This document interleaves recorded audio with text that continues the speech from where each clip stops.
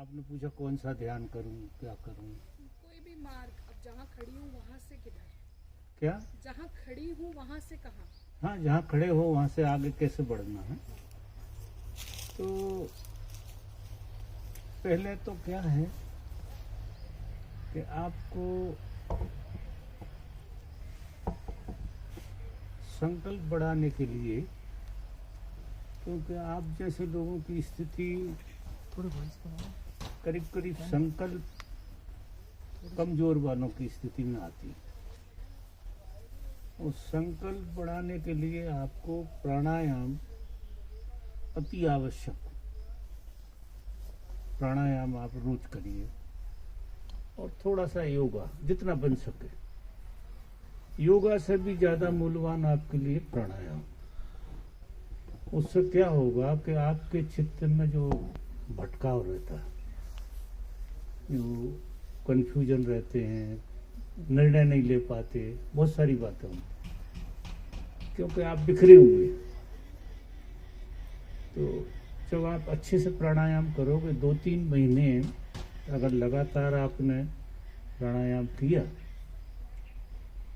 तो आपके चित्त में भटकन कम हो जाएगी। ये जो विचार हैं लोगों को ज़्यादा चलते हैं, जितने ज़्यादा विचार जिस व्यक्ति को चलते हैं उतना ही वो प्राण के अभाव को जीता। ये नियम। प्राणहीन आदमी ज़्यादा विचारों से भरा होता है, क्योंकि वो कमज़ोर होता है। और कमज़ोर आदमी को बहुत सोचना पड़ता है, क्योंकि वो खुद में कमज़ोर है, उसे बहुत सोचना पड़ता है। विचारों की प्रक्रिया की गति जो है ना, उसकी फ्रिक्वेंसी कई गुना बड़ी होती है जो लोग प्राणवान होते हैं उनकी अपेक्षा। तो विचारों के साथ सीधा, भाव के साथ सीधा या उपद्रवों के साथ सीधा उपाय नहीं है कुछ करने का। उलझोगे आप। अगर आपने प्राण बढ़ाए और थोड़ा योगा किया, तो आप अपने में थोड़े शांत अनुभव करने लगोगे, आपको मीठा लगने लगेगा। और जब पॉजिटिविटी आने लगती है, मीठा लगने लगता है, जो बनाई नहीं जाती, ये अवस्था बनती है। और तरकीब ये है जो मैंने बताया। फिर करो कुंडली ध्यान और उसमें नाचो। कुंडली ध्यान करो। अगर तुम मेरी बात 3 महीने मान के चले तो 3 महीना बाद तुम बिल्कुल बदले हुए लगोगे। लेकिन संकल्प आपका आज बहुत सघन हो जाना चाहिए कि ये औषधि हमें खानी। हम भी डॉक्टर के हिसाब की औषधि खाते हैं तो ही आप लोगों के साथ बैठ पाते। अगर औषधि नहीं खाएंगे तो जो बीमारी है उसकी औषधि लेना चाहिए। नादब्रह्म बंद करना है बाबा? क्या? नादब्रह्म बंद करना है? नाद ब्रह्म अगर आप कर सकते हो, आपके पास एक्स्ट्रा टाइम है, तो नाद ब्रह्म भी कर सकते हो। लेकिन सूट ज्यादा करेगा आपको कुंडली ध्यान। ध्यानों में कुंडली ध्यान। और ये तो बेस तैयार करने के लिए है प्राणायाम, योगा। ये तो हमको एक प्लेटफार्म बनाना हमारा, और उस प्लेटफार्म पे बैठने के बाद फिर आगे की चीज आती है ध्यान की। पतंजलि ने तो ध्यान को अंतिम अवस्था कहा है। 7 छठ में उस पर रखा है ध्यान को। पहले उनने 6 चरण आगे बताए हैं, उसमें प्राणायाम भी है। ये सब चीजें, आसन, प्राणायाम, प्रत्याहार, धारणा और फिर ध्यान और फिर समाधि। तो मतलब एक स्टेज नीचे है ध्यान। और हमें क्या लगता है कि हम सीधे ध्यान में लग जाएं। सबकी भूल है, ये तुम्हारी नहीं है, सबकी। आसन प्राणायाम जो आदमी नहीं करेगा उसे ध्यान नहीं फलेगा, क्योंकि उसकी बैठक ठीक नहीं बनेगी। वो ठीक से अपने भूमि का तैयार नहीं कर पाया। जमीन साफ होना चाहिए, पूरा करकट ना हो। और उसके लिए ये योगा प्राणायाम बहुत जरूरी है। बस फिर देखो आप मुझे, और रेगुलर करो। जैसे रोटी की जरूरत पड़ती है ना, ऐसे आत्मा को प्राण और ध्यान की जरूरत पड़ती है। आपकी सोई हुई आत्मा प्राणों के कारण ऊपर उठेगी। जितना प्राणवान आदमी होता उतनी उसकी ऊर्जा ऊपर उठती, और जैसे ऊर्जा ऊपर उठेगी आपकी तो आपके विचार नीचे गिरेंगे, शांत होने लगेंगे, वो लय होने लगेंगे, और फिर एक स्वाद पकड़ जाएगा, फिर वो जिलाएगा। अब आप बैठ जाओ। धन्यवाद बाबा। दूसरे किसी मित्र का प्रश्न है आपका?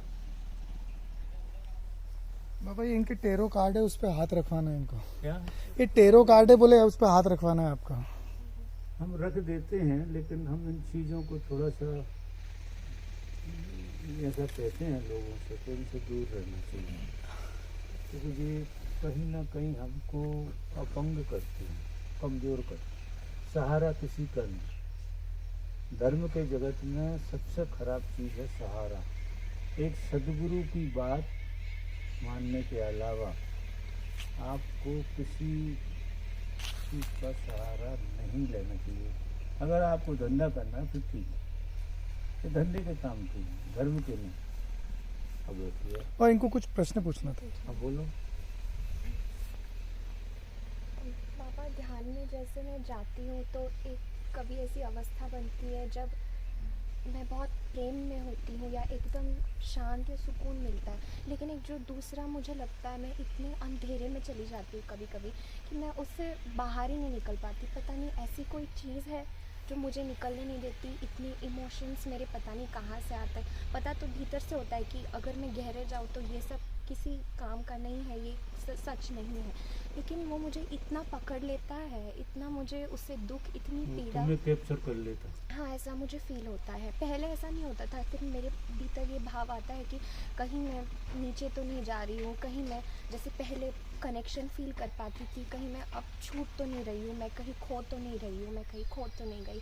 ऐसा सब मुझे फीलिंग होती है। अच्छा।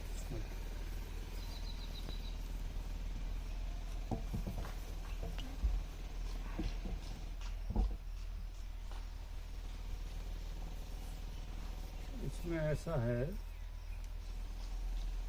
कि और भी पहले इस तरह की चर्चाएं हुई तो हैं। ध्यान और प्रेम दो पंखों से हमें यात्रा करनी, और खासकर स्त्रियों को तो बहुत ही जरूरी, ध्यान के साथ प्रेम का। अब ये जो ध्यान करते हो आप, तो ध्यान की ऊर्जा अगर बाहर बहेगी नहीं, हमें क्या लगता है कि ध्यान की ऊर्जा को हम बचा लें, हम बचा लेते हैं। नहीं, चलने दो उनको। अब थोड़ी देर के लिए नहीं नहीं, हमें उनसे क्या, वो एक संगीत बज रहा है, तो कोई फर्क नहीं पड़ता। ध्यान की ऊर्जा को बचाने का, जैसे आपको मजा आया ध्यान में और आपने उसको फैला नहीं पाए प्रेम के माध्यम से, तो क्या होगा कि वो धीरे धीरे गायब हो जाएगी, वो ऊंचाई आपकी एकदम गिर जाएगी। ऐसा लगेगा वो चीज़ पता नहीं कहाँ चली। क्योंकि ध्यान बटना चाहिए, और बटने के लिए एक ही साधन है, वो है प्रेम। कोई चीज़ बिना प्रेम के बटती नहीं है। अगर कोई चीज़ आपको बांटना है तो प्रेम पूर्ण होना जरूरी। किसी को देना एक अलग बात है कि हमने उधार दे दिया, वो बिना प्रेम के होता, वो लोभ से होता है कि वापिस का हिसाब किताब रहता है। लेकिन बांटना बहुत अलग चीज़ है। हम जब कोई चीज़ को बांटते हैं तो हम उसके साथ बढ़ जाते हैं, खुद भी बह जाते हैं। और कोई भी चीज़ जो समझो कि माध्यम होता है कि हम बटें। मनुष्य इतना कंजूस हो गया है कि जो चीज़ उसके हाथ में आ जाए उसका वो मालिक होना चाहता, बांटना नहीं चाहता। इवन ध्यान का भी, ध्यान का भी वो मालिक होना चाहता है कि ये विरासत जो ध्यान से मुझे मिल रही है ये बस बनी रहे, इसका मुझे आनंद आता रहेगा। अगर ऐसी वृत्ति है तो तुम रोज कुआं खोद रहे हो और रोज कुएं में पानी डाल रहे हो, ऐसे समझ। जो तुम निकाल रहे हो वो वापस डाल देते हो उसी, खड्डा खोद रहे हो खड्डा बंद कर रहे हो, खड्डा खोद रहे हो खड्डा बंद कर रहे हो, तो वो उसके रिजल्ट बहुत गहरे नहीं आएंगे। यहाँ टिकने वाली बात होती है वो नहीं है। तो आपको ध्यान के साथ बहुत प्रेमपूर्ण व्यवहार करना। तो ये जो आपको अंधेरा छा जाता है और आपको ऐसा लगता है कि हमारा पतन हो रहा, हम गिर रहे हैं, हम ध्यान की ऊंचाई को जब संभाल नहीं पाएंगे तो वो खोने लगे, कोई उपाय नहीं। आपने बिजली को देखा, बिजली इसे रोक नहीं सकते, इसे बहा सकते हैं आप, बहती है, बल्ब जलते हैं, काम में आती है, करंट बहता है, तो मज़ेदार खेल होता है। अब उसे आप स्टोर करके रख लो किसी डब्बे में बंद करके, तो वो अपना स्वभाव ही खो देगी, वो स्वभाव नहीं रहेगा, उसका बहना चाहिए। तो जीवन का तो स्वभाव पूरा ये है तो बटना चाहिए। जीवन अगर सच पूछो तो बटने के लिए है। और देखो सारे पशु पक्षी जो हैं, जितने भी जीव जंतु हैं इस जगत में, वे बांटना नहीं जानते,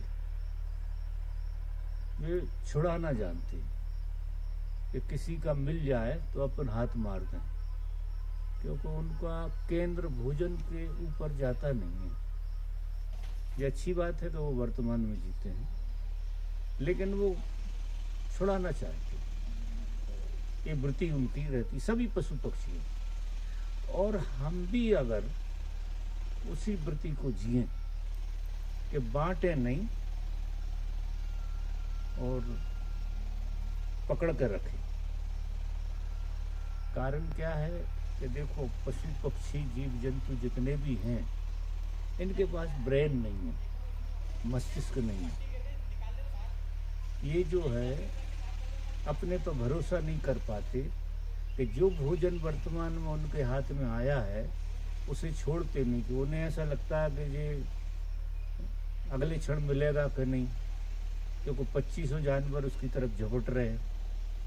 तो वो बिल्कुल जितनी ताकत लगती है उसे बचाने की, उतनी ताकत लगाते हैं कि हम इसको ग्रहण कर लें और कोई आ ना पाए, तो किसी के काम में आए नहीं और ये हमारे काम में होगा। अब कहीं गहरे में वो पशुता की वृत्ति हमारे अंदर भी पड़ी हुई, हम मनुष्य जरूर हो गए, लेकिन आप बहुत सौभाग्यशाली, सभी मनुष्य सौभाग्यशाली, क्योंकि तुम्हारे पास ब्रेन है। तुम्हें ये पता है कि आज अगर ये चीज हम बांट देंगे तो कल फिर कमा लेंगे। ये तुम्हें मालूम कि अगर आज ये चीज बढ़ जाएगी तो हम कल फिर पैदा कर लेंगे उससे। ध्यान तुम्हारा बढ़ जाएगा, तुम्हें पता है कि कल फिर खड़ा करेंगे ध्यान, फिर बांटेंगे। अब बंटने से क्या होगा, तुम्हारी ऊर्जा रोज रोज रिफाइंड होगी। ऊर्जा तो बड़ी सघनता से निकलती, शुरू में तो ऊर्जा सताती बहुत है ध्यान की। जब लोगों को उठती है ये ऊर्जा तो शुरू में तो इतनी सघनता लिए होती, खोपड़ी फटती है और छाती फटती है और ये लगता है जी कोई उपद्रव में तो नहीं पड़ गए अपन, ऐसा लगता है। लेकिन अगर ये बढ़ती रहे तो ये रिफाइंड हो जाएगी, बहुत रिफाइंड। फिर तो ऐसी रिफाइंड हो जाएगी कि तुम में ऊर्जा कहाँ से उठ रही है और कहाँ जा रही है तुम्हें पता ही ना लगे। और जब तक ऊर्जा का पता लग रहा है तब तक तुम उसका कहीं ना कहीं संग्रह कर रहे हो, अगर तुम्हें पता लग रहा है। और बट रहा है तो फिर तुम्हें पता लगना बंद हो जाएगा। और सौभाग्यशाली हैं जिनसे ऊर्जा बढ़ती हो और उन्हें पता तक न लगता कि कहाँ जा रही। अभी हमारी ऊर्जा तो थोड़ी बहुत कहीं बहती है, जाती है, तो हम हिसाब बहुत रखते हैं कि यार फिर इसने क्या किया, हम तो बह ही जा रहे हैं और ये महाराज तो बिल्कुल कुछ तो भी खेल चल रहा है। तो अभी हम कैलकुलेशन में जीते, क्योंकि बहना तुम्हारा स्वभाव होना चाहिए, कर्म नहीं। कर्म की तो प्रतिक्रिया होगी, ये स्वभाव होना चाहिए तुम्हारे स्वभाव से बटना चाहिए। तुम हर चीज को कर्म की तरह देखते हो कि कोई चीज पट रही है, इसका मतलब जो हम कोई कर्म कर रहे हैं, और जो कर्म तुम कर रहे हो वो कुकर्म ही है, ऐसे समझो। अगर तुम ऐसे मान के चल रहे कि तुम कर रहे हो, चीजें तो होती हैं, करता वर्ता कोई नहीं है, ये भ्रमणा हमें बनी रहती है अहंकार के कारण। तो अगर आप इस सूत्र को जिएंगे, बांटने वाले सूत्र को, तो आपके अंदर ये जो प्रश्न खड़े हो रहे हैं ये सब निर्मूल हो जाएं, सारे प्रश्न टूट जाएं और आप कोई अपने स्पेस को जीने लगे। तो बस और कुछ नहीं करना, ध्यान रोज करो, लेकिन बहाओ भी रोज उसे। बहाने के लिए तुम्हें किसी को छाती से नहीं लगाना है कि हम छाती से ही लगाएंगे जब ही बहता है, वो तो तुम्हारे भावना से बहता है। तुम्हारे भाव हो कि मेरे अंदर जो स्थिति बनी है ध्यान की, परमात्मा वो सब में बांट दे, सब में बट जाए। वही लोग ध्यान की गहराई में जा सकते हैं जो रोज ध्यान को बांटते हो प्रेम के माध्यम से। वो अपनी आँखों से, अपने स्पर्श से, अपनी वाणी से सबसे बांटते हो, और जितना ज़्यादा आप बांटेंगे दूसरा दिन आपका उतना ही ताज़ा और मज़ेदार नई चीज़ लेके आएगा। तो आप ध्यान करिए, ध्यान को बांटिए। बुद्धा हॉल के बाहर कुछ लेकर नहीं आना। ऐसा नहीं कि आप बुद्धा हॉल के बाहर एकदम ऐसे चले आ रहे हैं कि हम तो जाकर कमरे में घुस जाएं और कोई हमें छेड़ ना दे, नहीं हमारा ध्यान खराब हो जाए। ये वृत्ति होती है लोगों की, मैं देखता हूँ कि वो किनारा काटने लगते हैं लोगों से। ध्यान किया, थोड़ी ऊर्जा बनी और फिर किनारा काटते हैं कि कोई मुझे छेड़ ना दे यार, बस मैं तो एक कमरे में बैठ जाता, 10 मिनट बैठोगे खत्म। और अगर बुद्धा हॉल में आपने बांट दी भाव से, ये भाव से बढ़ती है। आपके भाव ऐसे हो कि परमात्मा जो स्वाद मुझे दिया है ये सब पात्र हैं, इन सब में मेरा जो भी है वो सबकी तरफ बह जाए। और अकेले भाव करने से जो काम चालू हो जाता है पता नहीं लगता हमें। अकेले भाव बहुत डीपली होना चाहिए। जैसे ही डीपली भाव आएगा तो एक तो आप जो है ना हृदय शून्य हो जाते हैं, जो फीलिंग सेंटर आप कह रहे हैं मर गया या फीलिंग आती नहीं है, किसी तरह की फीलिंग। अगर कोई आदमी अकेला ध्यान करेगा तो उसका फीलिंग सेंटर भर जाएगा, वो खड्डा खोदेगा, वो खड्डा भरेगा, लेकिन फीलिंग सेंटर उसमें बिल्कुल नहीं होगा। भावनात्मक पहलू का होना बहुत जरूरी है। भाव किसी कीमत पर नहीं मरना चाहिए हमारा। अगर अकेला ध्यान कोई करता है तो उसके भाव मर जाते हैं, अकेला ध्यान रह जाता है। और अकेला ध्यान की जो ऊर्जा है वो ऊर्जा आपकी मरघट जैसी होगी। ऊर्जा तो होगी जो आपको ही खा रही होगी, ऐसा लगेगा कि जी मुझे ही खा रही। देखो उसमें संगीत पैदा नहीं हो रहा, उसमें कुछ जो होना चाहिए प्रसाद, वो प्रसाद नहीं आ रहा। तो वो कब आएगा? जब आप बट रहे होंगे, और भाव से बटें आप। जरूरी नहीं है कोई आदमी कोई चीज बांटता हो, चीज बांटो, अगर आपके पास ज़्यादा है तो वो भी बांटो, आप आपके भाव को उसके माध्यम से भी बांटो। लेकिन ये सारे जितने खेल हैं, इन खेलों से सबसे बड़ा खेल है भाव। आप भाव को बांटो, वाणी से बांटो, दृष्टि से बांटो, आप स्पर्श से बांटो, सब तरह से। 5 ही इंद्रियों से आदमी को अपने भाव को बांटना चाहिए। अगर ऐसी स्थिति बनती है तो फिर ये प्रश्न आपके विदा हो जाए। ख्याल में आ रही है आपकी बात? हाँ बाबा मैं पहले ऐसे ही जीती थी, प्रेम में ही ऐसे ही होता था, लेकिन कुछ घटना ऐसे घटी जिसकी वजह से मुझे बहुत गहरी पीड़ा हुई। उसके बाद मेरा वो तुमने बंद इतनी नहीं होता था इतनी छोटी सी घटना के लिए इतनी मूल्यवान चीज खो दी, ये गलत है। तुम पहले जैसी जीती थी और एक जरा सी घटना, एक पत्थर डाल दिया किसी ने, तो क्या जिंदगी भर चुक गई उसी जगह पे? एक किनारे पे ही चली गई तुम्हारी जिंदगी। और मैं तो कह रहा हूं कि समष्टि को प्रेम करो। वो तो बहुत अच्छी घटना घटी कि तुम किसी के प्रेम में थी, उसने धोखा दे दिया, बड़ा अच्छा किया उसने, बहुत ही बढ़िया किया। क्यों? कि तुम योग्य नहीं थे प्रेम के। अगर एक ही तरफ प्रेम जा रहा है तो तुम प्रेम के योग्य नहीं हो। तुम कुछ मांग रहे थे उससे, कुछ अपेक्षाएं थी तुम्हारी। उसने क्या किया होगा? तुम्हारी अपेक्षा तोड़ी होगी। जो अपेक्षा तुम रखती थी उससे, वो अपेक्षा उसने नहीं की पूरी आपकी, और आपको दुखी हो गई। उसने कोई दोष नहीं है और वो बहुत बढ़िया हुआ। जितने जल्दी ऐसे संबंध मिट जाएं वे बड़े अच्छे रहते हैं, जितने जल्दी।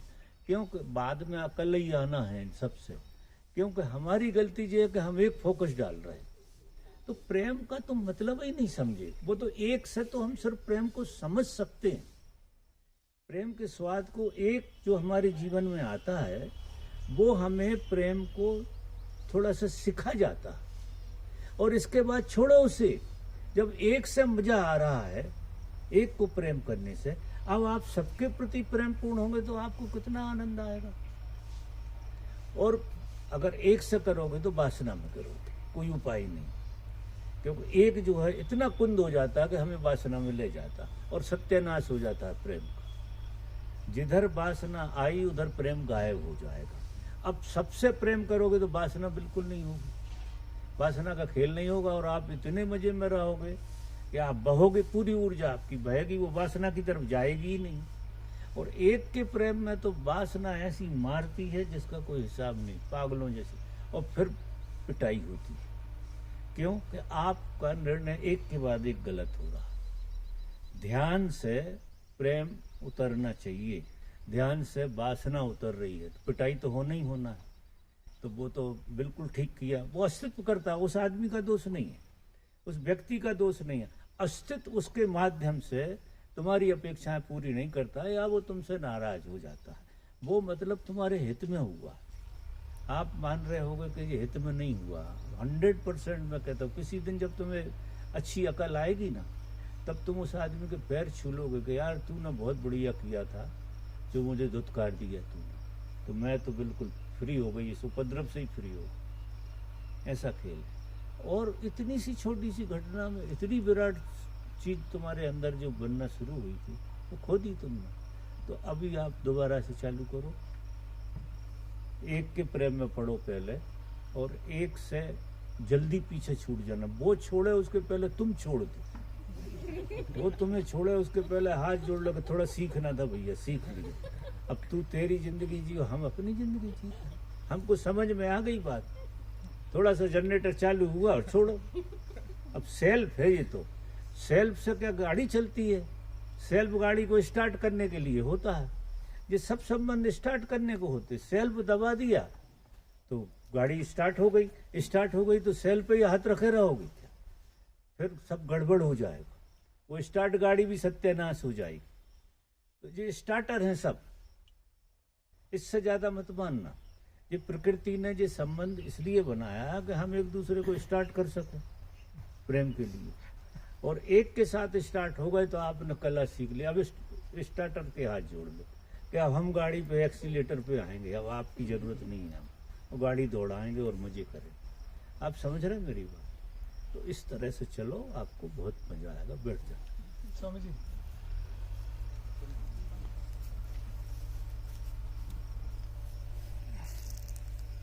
बाबा सबसे पहले धन्यवाद। थोड़ा जोर के बोलें। हाँ हाँ, Thank you, धन्यवाद। बाबा। सुन लिया, आपके कारण मेरी गाड़ी ट्रैक पे आगे धीरे धीरे धीरे धीरे, बहुत बढ़िया बात हुई। लेकिन अभी भी एक कश्मकश दिल के अंदर चलती रहती है कि मैं कौन हूँ, किस लिए हूँ, यहाँ क्यों हूँ। इसके चक्कर में पूरा कई बार अस्त व्यस्त भी हो जाता है।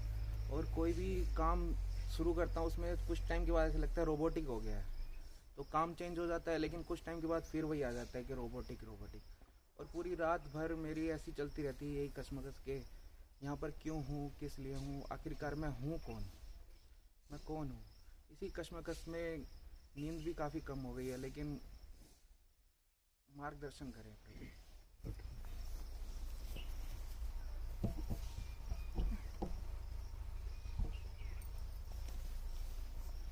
साधना के जगत में प्रत्येक साधक को जब कि ऊहापोह खत्म हो जाते हैं, प्रेम के, मोहब्बत के, इसके उसके, ये सब चीज़ें बेरंग हो जाती हैं, क्योंकि ये सब चीज़ें होती हैं और खोती हैं, टिकती नहीं। जब ये चीज़ें होकर खोने लगती हैं तो ये अत्यांतिक प्रश्न, ये अत्यांतिक प्रश्न, अगर सच पूछो तो यही एक प्रश्न है जो हजारों धाराओं से हमारे चित्त में आता है। आप किसी भी तरह का प्रश्न पूछ रहे हैं, किसी भी तरह का, वो इसी प्रश्न से रिलेटेड है। लेकिन कई बार ऐसे भी लगता है कहीं मेरा प्रश्न तो नहीं है, वो शो को सुन के, आपको सुन के कहीं वहीं से कॉपी पेस्ट तो नहीं हो गया ऐसा? नहीं, वो किसी को सुनने की बात क्या है कि सुनने से तो क्या होता है, अकेला जैसे आपने मेरी बात सुनी तो आप थोड़े से सपने में चले गए थे, तो मैंने आपका वो सपना तोड़ दिया, कुछ ऐसी बात कह दी जो आपको जच गई, और जो सपने में आप खो रहे थे वो सपना गायब हो गया और आप अपने पे आ गए।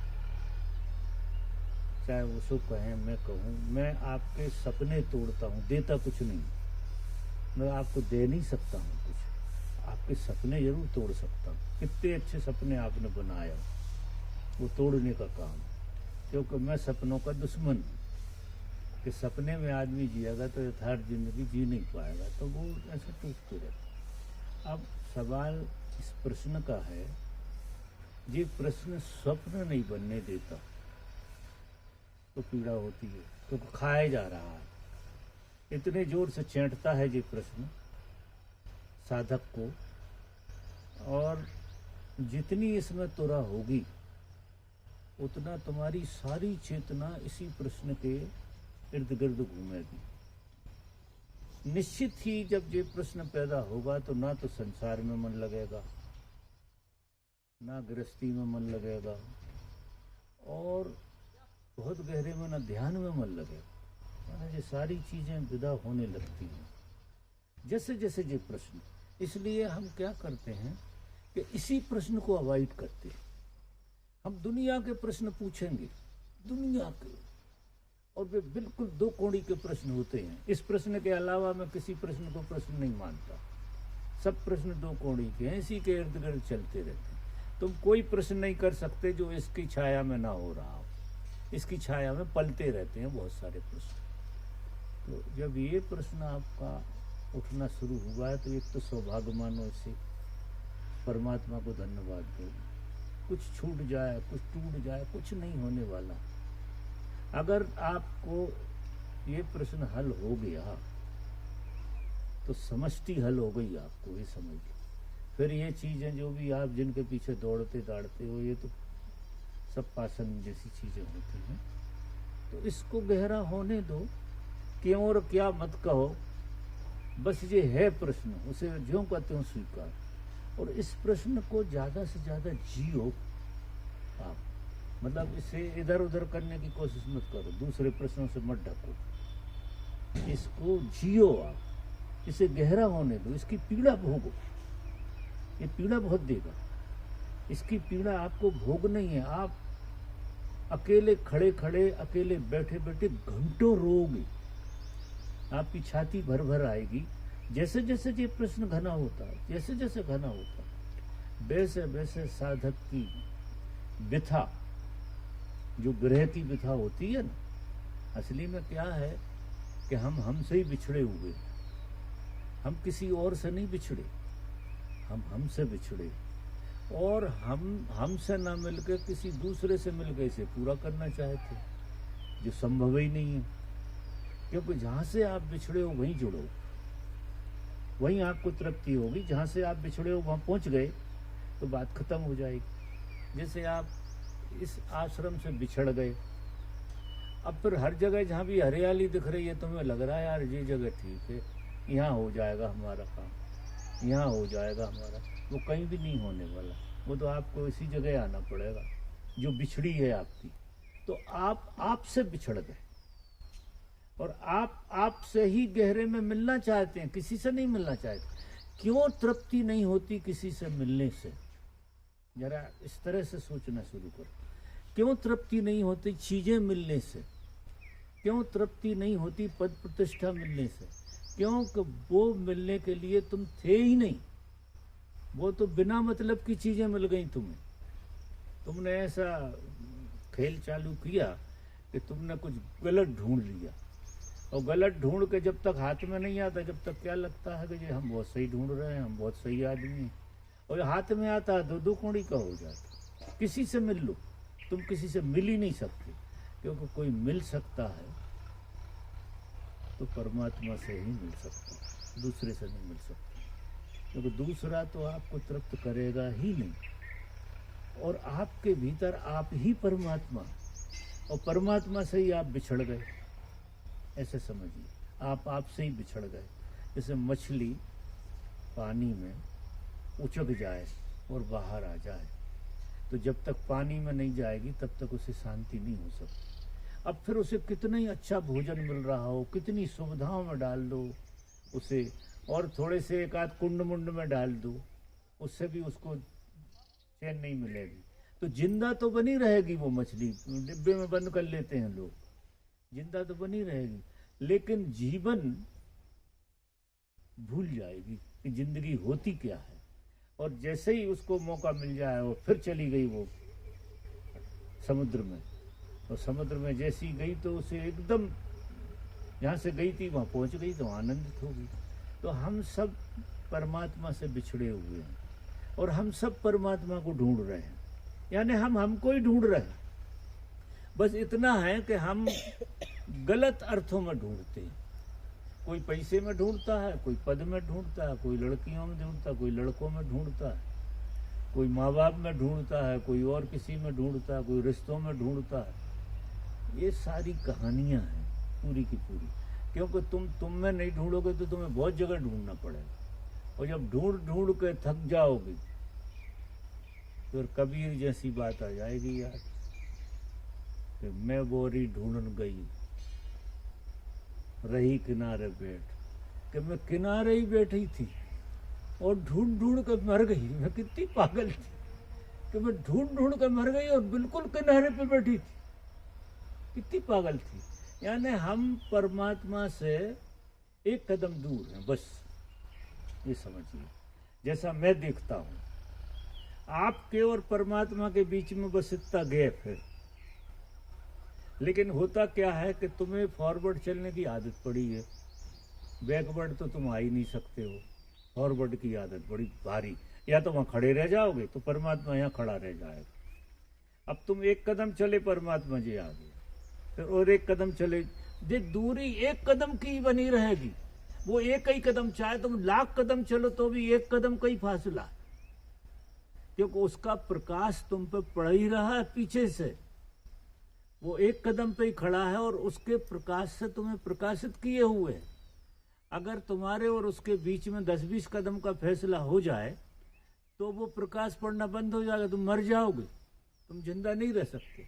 जैसा मैं देखता हूँ वो एक कदम से ज्यादा की दूरी नहीं है। तो मुझे लगता है कि अगर मेरी बात ठीक से सुन ली तो एक कदम की दूरी तो मिटना, ये मिट गई दूरी। अब वो दूरी कैसे मिटती है? तुम्हारे अंदर जो है, देखो, मैं कौन हूं से ज्यादा मैं कौन हूं प्रश्न तो आता है कम। तुम्हारे अंदर प्रश्न आता है कि मैं कुछ हो जाऊं। इवन तुम ये भी कहोगे कि मैं परमात्मा हो जाऊं तो भी गलत है। क्यों? अगर तुम कुछ होना चाहते तो जहां तुम हो उससे आगे बढ़ोगे, होने की बात आएगी ना। होने में हम जिस जगह होते हैं उस जगह नहीं होते, उससे आगे सरक जाती और परमात्मा पीछे सरक जाता हमारे। फिर हम हमारे चित्त को देखो, पहचानो अच्छी तरह से। ये चित्त क्या कर रहा है? कुछ होना चाहता, कुछ पाना चाहता और कुछ खोना जाए से डरता भी रहता। जो है ही नहीं तुम्हारे पास, जो है ही नहीं वो खोना जाए। ये खोने की बात पता नहीं कहाँ से आती है आदमी को। कुछ है ही नहीं है और खोने का डर लगा रहता। लेकिन होने और पाने की बात जो है ना, वो बहुत जोर से पकड़ती है कि आप जहाँ भी खड़े हो। जैसे अब मैंने कोई बात कह दी है, ओशो ने कोई सूत्र बोल दिया, तो तुम बैठ के जियोगे नहीं उसे। अभी इसी मोमेंट में तुम क्या लगोगे, यार ऐसा करूँगा तो ऐसा हो जाएगा, ओशो ऐसा कह रहे थे। मतलब तुम देखोगे आगे ही, और आगे देख के क्या करोगे, तुम सरक गए अपने से और परमात्मा पीछे से सरक रहा। ये ऐसी लुका छिपी चल रही जिसका कोई हिसाब। हम तमाशा देखते हैं, एक कदम पीछे परमात्मा। जब ही तो उसने कहा कबीर ने कि पीछे मेरे हरि फिरे कहें कबीर कबीर, वो पीछे ही घूम रहे हैं और बुला रहे कबीर तू जा कह रहा है, मैं तेरे पीछे ही हूं। ऐसे ही तुम्हारे पीछे लगा हुआ है परमात्मा और तुम उस खेल को समझ नहीं पा रहे। समझो कब? आगे चलना बंद कर दो, तुम बैठ के रह जाओ कि अब बैठ गए, बस बहुत हो गए। ना ध्यान करना, ना धारणा करना, ना ये करना। काय के लिए कर? कुछ होना ही नहीं है। हमें जब कुछ नहीं होना तो ध्यान की क्या जरूरत, मौन की क्या जरूरत, सत्संग की क्या जरूरत, जब कुछ होना ही नहीं है हमको। बस हम जैसे हैं सो ठीक है। तो जिस दिन कोई आदमी अपने से 100% राजी हो जाता है तो उसको आगे होने की गति बंद हो जाती है और वो बैठा के परमात्मा उसको लपेट लेता, उतर जाता है पूरा का पूरा। क्योंकि अब जो सरक ही नहीं रहा, आगे जा ही नहीं रहा, तो परमात्मा उसे घेर लेता चारों तरफ से, जो कि घेरे ही हुए था। लेकिन वो आगे, तुम्हारी आंखें आगे की तरफ जा रही थी तो तुम्हें उसका पता नहीं लग रहा था। क्योंकि तुमसे हटके जीते हो, हमेशा तुमसे हटके जीते हो। तुम तुम्हारे साथ कभी रहते ही नहीं हो, तुम हमेशा एक कदम आगे होते हो। जरा अंदाज लगा लो, तुम्हारे चित्त में हमेशा एक कदम आगे का गणित चलता रहता। यहाँ भी बैठे हो तो यहाँ से आगे का गणित, अभी घूमने जाएंगे, मतलब कुछ ना कुछ। ध्यान में बैठते हैं लोग, चाय उस पर केटली पर रख जाते हैं। अब तुम ध्यान में बैठ गए तो आखिरी काम हो गया, लेकिन चाय रखिए, ध्यान के बाद चाय पिएंगे। अब जिसे ध्यान के बाद चाय पीने का ख्याल है वो ध्यान में क्या खा जाएगा। ध्यान जो होता है फर्स्ट एंड लास्ट बात का नाम ध्यान, कि ये क्षण आपके लिए अंतिम होना चाहिए। क्योंकि जब तुम्हें कुछ होने की चाह नहीं है तो अब ये क्षण अंतिम आ गया ना तुम्हारा, क्योंकि अगला क्षण है ही नहीं आपके लिए, अगला क्षण बचा ही नहीं है। अगला क्षण हमारी वासना से और चाह से खड़ा होता है। अगर हमारी वासना है और चाह है तो बहुत सारे कदम आगे बढ़ाना पड़ेगा। और अगला क्षण आपको कुछ ना होना हो तो जरा एक क्षण के लिए ऐसे बैठ के देखो यार, कि आपको कुछ भी नहीं होना हो, बस आप हैं, आप अपने होने का आनंद ले रहे हैं। परमात्मा की भी जरूरत नहीं है, क्योंकि आपका होना और परमात्मा का होना एक ही बात। जिस दिन तुम खड़े हो जाते हो, वो मैं जो कह रहा हूं एक कदम पीछे, वो भी नहीं होता, वो बिल्कुल आप और वो एक ही हो जाते हो। जिस क्षण तुमने ये मान लिया कि बस कुछ नहीं होना, बस होने का मजा लेना, जो होना है उसमें मजा तो आते ही। अब है अपन, बस मौज चल रही है, मौज में बैठे हैं, और मौज में जैसे ही तुम बैठे के रियलाइजेशन आ जाता, एक क्षण नहीं लगता। माने मैं तो कहता हूँ कि बीड़ी पीने के लिए बहुत श्रम करना पड़ता है। माचिस लाओ, खरीद के लाओ, फिर गला जलाओ, दुनिया के करो। परमात्मा के लिए कुछ नहीं करना उसका नाम, कि आपने सब करना बंद कर दिया, आप बैठे हो, आप बस बैठे हो। आप जैसा ये पेड़ खड़ा है ऐसे आप खड़े हो, वो नहीं सोच रहा, आप नहीं सोच रहे, क्योंकि आगे उसे कुछ नहीं करना है, वो अपने आप घट रही है घटना, वो बिल्कुल नहीं सोचता। आदमी के अलावा कोई नहीं सोचता। ये आदमी कोई बीमारी हुई है जो हमेशा आगे की तरफ भागता रहता है, हमेशा कल के बारे में वो ज़्यादा प्लान करे। कल तो छोड़ो, अभी अगले मूवमेंट में भी नहीं, यहीं के हैं। तो अब ऐसे बात नहीं बनेगी। और ये प्रश्न अगर गहरे से आएगा तो ये चीज़ें होंगी। इसलिए मैं एडवांस में बता रहा हूँ कि आप बेरंग हो जाओगे, आप किसी काम के नहीं रहो। क्यों? जब आपको कुछ होना नहीं है, कुछ पाना नहीं है, तो काय में मन लगेगा आपका? मन लगाने के लिए बाहर तो होना जरूरी है। आपका कुछ होना है, कुछ पाना है, तो आपका मन खूब लगेगा। जितने होने पाने की वासना बढ़ाओगे उतने दौड़ोगे, आपको पता ही नहीं लगा कितने दौड़ गए। हजारों किलोमीटर दौड़ के बुद्धू बनोगे। और जब होना पाना नहीं है तो क्या करोगे? चुपचाप बैठोगे। और चुपचाप बैठना जो है ना, वही समाधि है, और वही परमात्मा है, वही आत्मा है। सब बिल्कुल पीछे ही लगा, बिल्कुल पीछे। और मैं तो कहता हूँ पीछे भी नहीं, बिल्कुल तुम वही हो। मैं तो नहीं देखता कि एक सा भी गैप हो। तुम कोई प्रार्थना करता है मंदिर में, तो मुझे लगता मेरी प्रार्थना कर रहे हैं। चाहे मोहम्मद की करो, चाहे किसी की करो, आप जहाँ भी भजोगे मुझे ही भजो। तो दूसरा तो कोई है ही नहीं इस जगत में मेरे अलावा। इस जगत में कोई नहीं है। जहाँ हूँ वहाँ मैं ही हूँ। इवन तुम्हारे रूप में भी मैं ही हूँ। तुम भी मुझे दूसरे नहीं हो। मुझे देखो, मैं सिर्फ देखता हूँ तो मैं दूसरा, लेकिन हूँ मैं ही। ऐसा नहीं है कि हम और तुम अलग अलग हैं। अगर हम हो तुम अलग अलग हैं तो मुलाकात हो ही नहीं सकती। हम हमसे ही मिल सकते हैं, हमसे ही मोहब्बत कर सकते हैं। दूसरा तो कोई है ही नहीं। तो ये पूरी की पूरी गेस्टाल्ट बदल जाएगा। आपको जहाँ देखोगे वहाँ आपको ही खेल दिखेगा। आप मतलब होने वाले आप नहीं, जो हो। हम जो हैं वो नहीं है। हम पता नहीं क्या होना चाहते, सतत होना चाहते, पता नहीं क्या होना चाहते। और चाहे उल्लू का पट्टा होना चाहते हो, लेकिन होना जरूर चाहते। और होने में नहीं रहते। और होने में रहना सब कुछ हो जाना है। मुझे देखो, जो होने में ठहर गया वो सब कुछ हो गया। वो ये देखेगा कि यार मुझे क्या होना, सब जगह मैं ही तो हूं। क्योंकि होना तो हर जगह है। और होना व्यक्तिगत नहीं है, होना अस्तित्व का खेल है पूरा। देखो, आप पेड़ देखते हो तो पेड़ तो तुम्हारा बहाना, तुम होना देखते हो उसमें भी। ये इवन इस कैमरे को देख रहा है तो जो कैमरा है, ऐसा नहीं हो रही प्रतीति, इसके होने की प्रतीति नहीं हो रही। तो हो रही है। मैं बैठा हूं तो मैं हूं, बस होने की प्रतीति है। और क्या है? अगर नाम रूप हटा दो तो हर चीज से होना प्रतिबिंबित हो रहा है।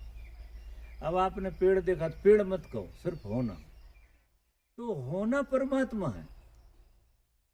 और उसके साथ पेड़ जैसे ही लगा, कनेक्शन टूट गया। क्योंकि तुम पेड़ नहीं हो सकते। तुम हो सकते हो लेकिन पेड़ नहीं हो सकते। तुम लड़की नहीं हो सकते। तुम हो सकते हो लेकिन लड़की कैसे हो सकते हो, या लड़का कैसे हो सकते? तो लड़का लड़की हटा दो, होने की बात है सीधी। ख्याल में आ रही है आपकी मेरी बात? मेरे ख्याल से सबके प्रश्न विदा हो गए। तो किसी का प्रश्न बचा है? अब तो मेरा टाइम हो गया पूरा। तो कल फिर देखेंगे जिसका भी प्रश्न होगा, अगर कल होगा तो। वैसे तो कल होगा नहीं, मुझे भी झूठ बोलना पड़ता है। भाषा की बड़ी बीमारी है, मुझे झूठ बोलना पड़ता है भाषा की कारण।